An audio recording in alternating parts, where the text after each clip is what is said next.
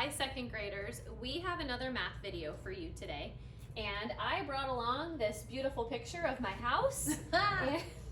All right, so it's not my house, but it is a really important picture because on this picture there are these tall white lines which are a part of the building. Now, Mrs. Grant, do you know what those tall lines are on the building? What are they? They are columns. Columns. That's a pretty cool word. These columns go up and down because they hold up part of the building, which is up here.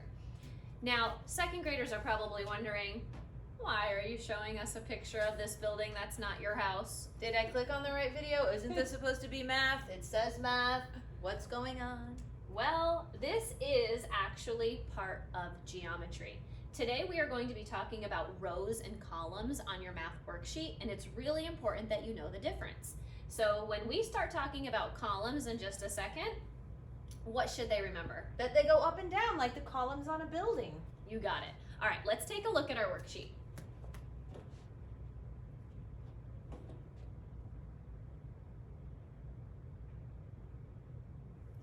Wow. That's a beaut right there. Beautiful drawing.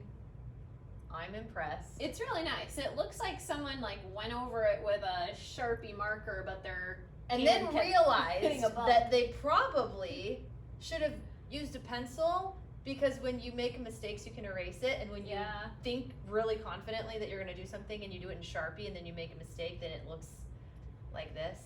It looks like that, and when you only have one worksheet, you just have to roll with it. Yeah. You have to just be okay with it being a little messy sometimes. I also noticed we crossed off some of the directions up here. Yeah. You We didn't like those. We didn't like those. We wanted our own directions. So don't mind the shaky marker. Don't mind the directions crossed off. Just listen to us and we're going to tell you exactly what to do. Yes.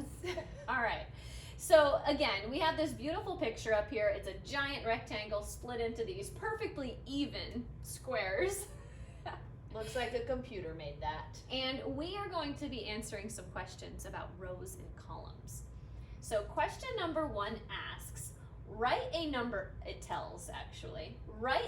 sentence to tell how you counted by rows and columns. All right. So we need to know that rows go left and right, okay? And columns are going to go up and down. All right, so we have to keep that information in mind. But it also says a number sentence. A number sentence is going to be like an addition sentence where we are adding numbers up to represent how many are in each row or column. Can you show me what you mean? Yes, we are going to do this one together because it's the first time we've talked about rows and columns.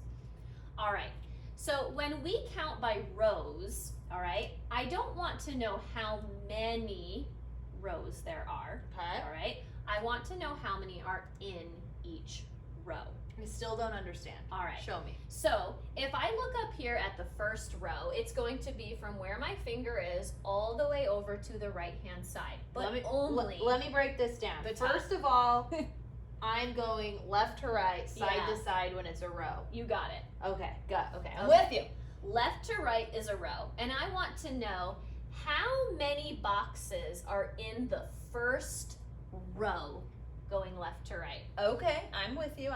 Can you count those for me? I think so. Okay. 1, 2, 3, 4. You got it. So if we count by rows, I'm going to write down the number of squares that are in the first row. Okay. So I'm going to put down the number 4. Okay. I'm not done.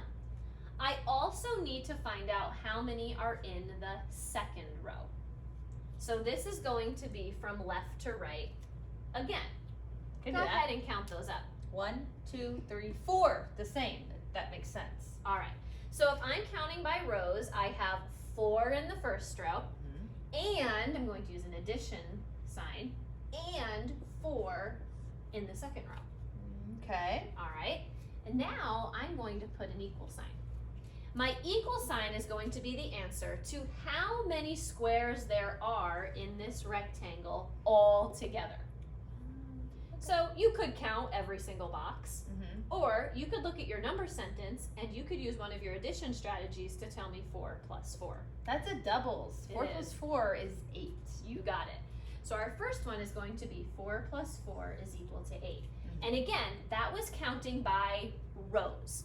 4 in the first row, 4 in the bottom row. All right, take a deep breath.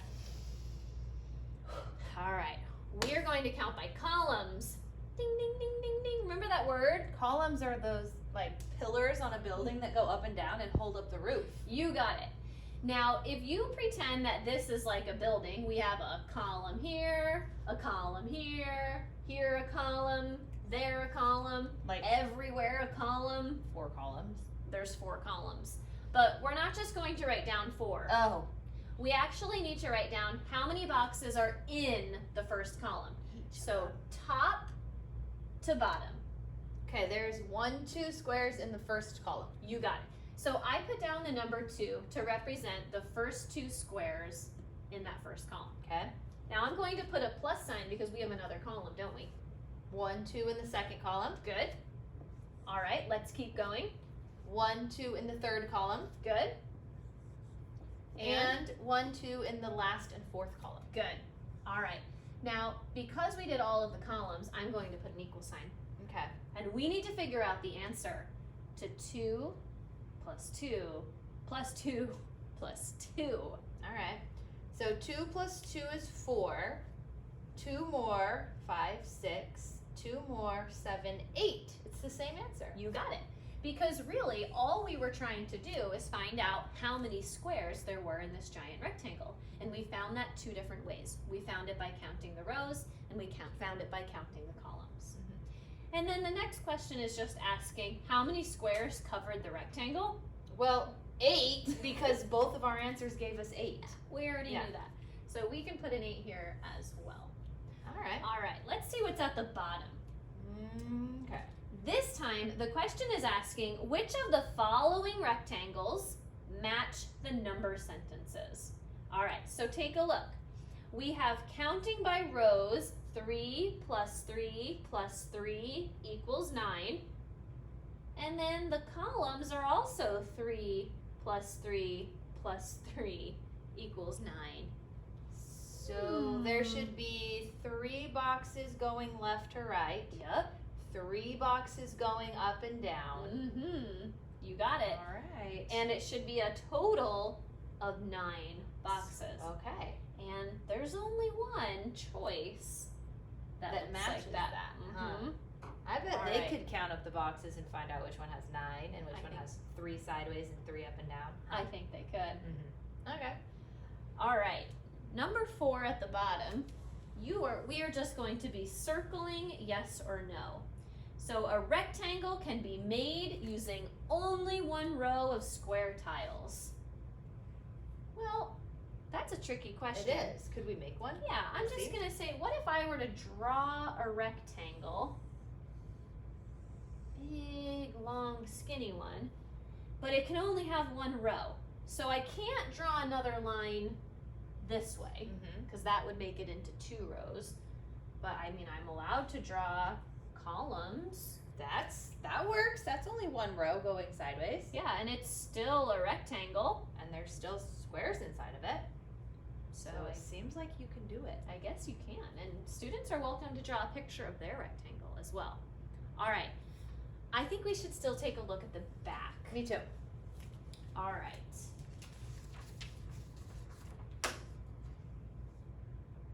Whew. Man, looks like the whole front is done for them. How nice. Wow. But let's take a look anyway.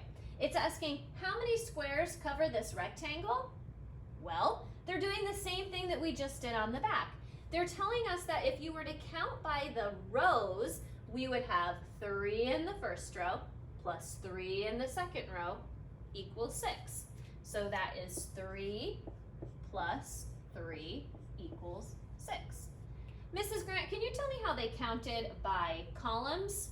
Well, I see that they did 2 plus 2 plus 2. They counted going down. Yeah. 2 plus 2 plus 2 equals 6. You got it. So we have our rows and our columns, and then finally at the bottom on the line, they just wrote down how many total squares there are in the box. 6 squares. So you can trace over that at home as well. All right, there's a couple questions that you are going to do on your own, and look at all those squares. All right. That's a lot. So they want to know how many squares cover the rectangle. I'm not doing this for you, but I'll give you a little hint. You can just count them all and get your answer. But at the bottom, you're going to get the same answer a couple times again.